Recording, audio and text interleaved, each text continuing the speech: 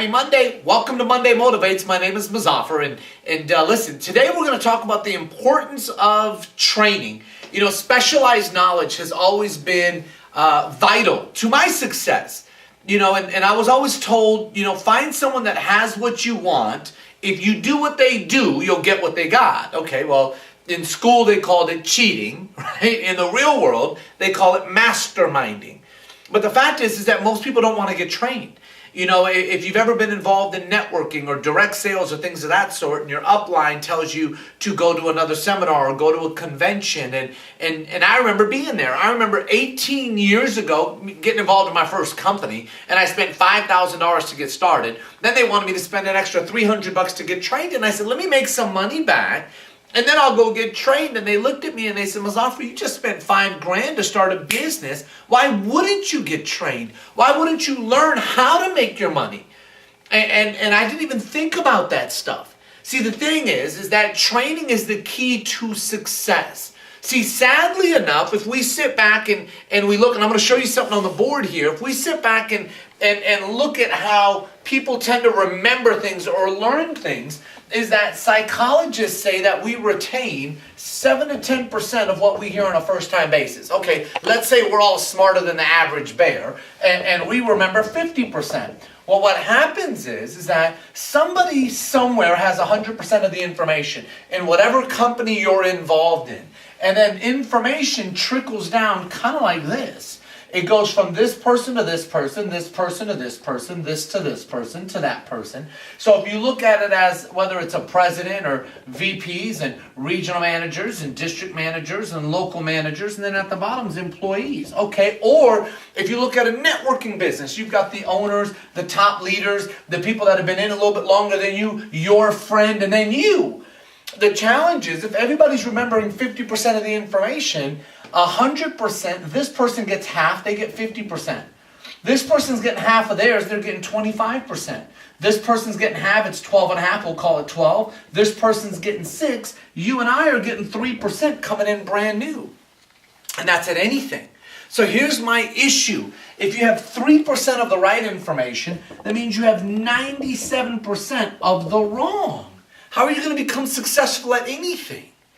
And so when I first saw the industry of networking, they constantly tried to explain to me to get involved in a training program.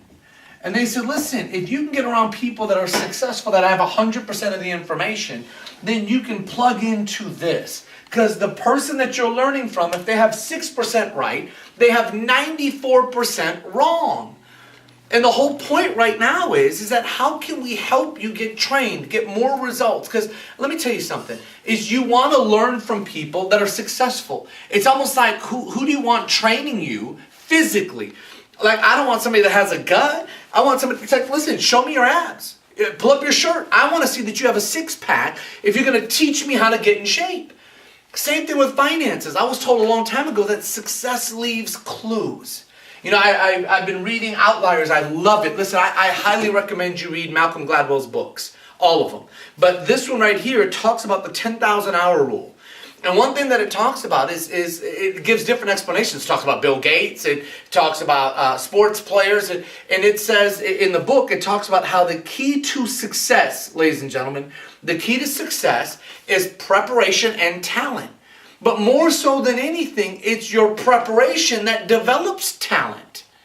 That's what ends up happening. But they did an example of some of the top violinists in the world. They broke them up into 3 groups.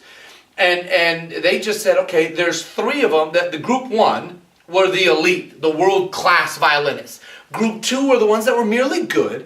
And group 3 were the ones that, you know, were never going to play professionally. And they're going to be like music teachers in public school, in the public school system or what have you.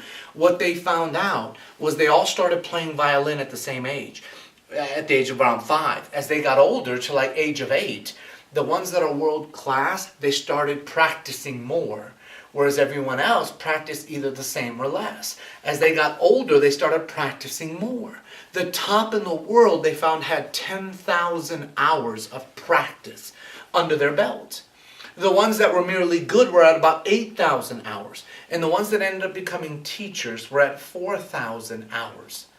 And those of us that have ever taken a musical instrument or lesson, we're probably at less than 100 hours. And you wonder why we're not professionals at that. The point is that if you look at athletes, it's the exact same thing. If you look at people that are wealthy, in the book it talks about Bill Gates' story and how many hours upon hours he spent in computers. There was one time they tracked him at like 1,527 hours, which led to 8 hours a day, 7 days a week for like a 7-month period or something like that. But think about it, he ended up reaching more than 10,000 hours. What I want y'all to realize is that if you're going to become successful and you're going to become great, because the point is that you're watching this video not to be mediocre. You're watching this video because you're realizing, I don't want to be average anymore. So you want to find someone that can train you. Don't just go to some seminar because it sounds good or what have you. Look at the results of the speaker and the trainer and engulf yourself into these trainings. I remember my first company. As I said, I spent $5,000 to get started, and it was $300 for my first training. And then I went to another training, and then I went to another training. And I kid you not, my parents were looking at me like, what are you doing? Like, my dad goes, did you not get it the first time? You're going again. I think he looked at my mom and said, I think he is slow.